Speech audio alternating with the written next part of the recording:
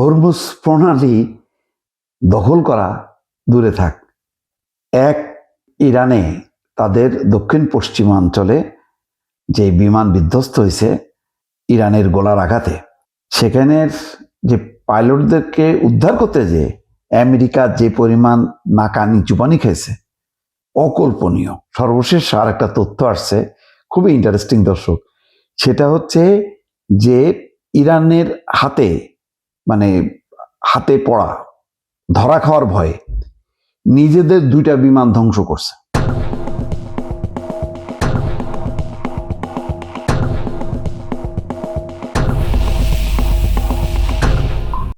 চিন্তা করছেন? যাতে ইরান ধরতে না পারে, সেই জন্য 2টা বিমান ধ্বংস করছে, কারণ ওই 2টা বিকল হয়ে গেছিল। এখন বিকল হইলে সেটা তারা আটকাবে, এটা তাদের অসম্মান। তো সেটা সম্মান বাঁচাতে তারা 2টা বিমান নিজেরাই ধ্বংস করছে। চিন্তা করেন, একটা জায়গায় তাদের কি পরিমাণ হাবুডুবু খাইতে হলো, কি পরিমাণ টাকা বা অর্থ, ডলার যদি হিসাব করেন, তাদের ব্যয় করতে হলো। এবং এটা ছিল সবচেয়ে জটিল, কঠিন একটা দুর্ধর্ষ অভিযান। কারণ দুর্গম পাহাড়ি অঞ্চলে এই পাইলটকে উদ্ধার করতে যে তাদের 2 দিন সময় লাগলো, এবং সারা রাত অভিযানের পর ভোরের আলো ফুটতে না ফুটতে তাদেরকে উদ্ধার করতে হয়েছে।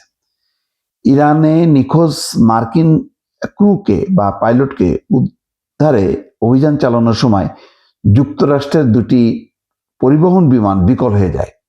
এগুলো যাতে ইরানের হাতে না পড়ে, ইরান যাতে আটকাতে না পারে, সেই জন্য বিমান 2টি ধ্বংসের নির্দেশ দেওয়া হয়।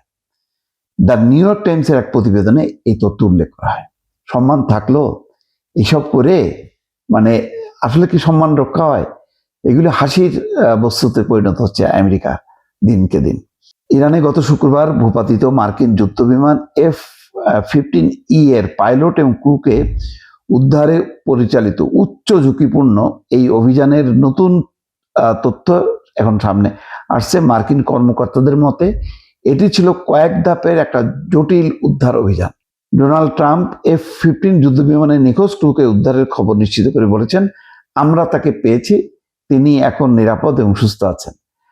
যদি কোনো কর্মে ধরা পড়তো বা নিহত হইতো, তাহলে কিন্তু ট্রাম্পের আরেক ধাপ পরাজয় হইতো। এমনিতেই বেকায়দায় আছে, আমেরিকার জনগণ সাপোর্ট করছে না, দলের ভিতরে ক্ষোভ, ডেমোক্রেটরা এটার তীব্র বিরোধিতা করছে, অন্যদিকে তার মিত্ররা পর্যন্ত সরে গেছে।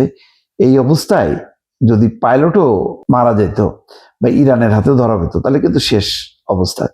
সেই জায়গা থেকে কিছুটা বাঁচছে। উদ্ধার হওয়া এই কর্মকর্তা একজন কর্নেল, এবং তার নামও এখন প্রকাশ করছে না। তিনি বলা হচ্ছে আহত, তবে সংখ্যামুক্ত। এই বিশাল অভিযানে কয়েক ডজন বিমান অংশ নিয়েছিল বলে জানান ট্রাম্প।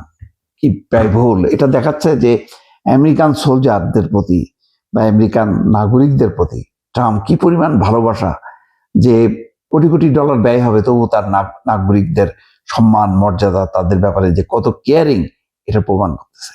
আচ্ছা বলেন, এই 10,000 যে সৈন্য মধ্যপ্রাচ্যে জড়ো করলো, এটা যখন হরমুজ প্রণালীর দিকে পাঠাবে অথবা খার দ্বীপ দখলের জন্য যদি পাঠায়, তখন তো কিছু সৈন্য মারা যাবে, ক্ষেপণাস্ত্র আঘাত হানবে, তখন কি করবে?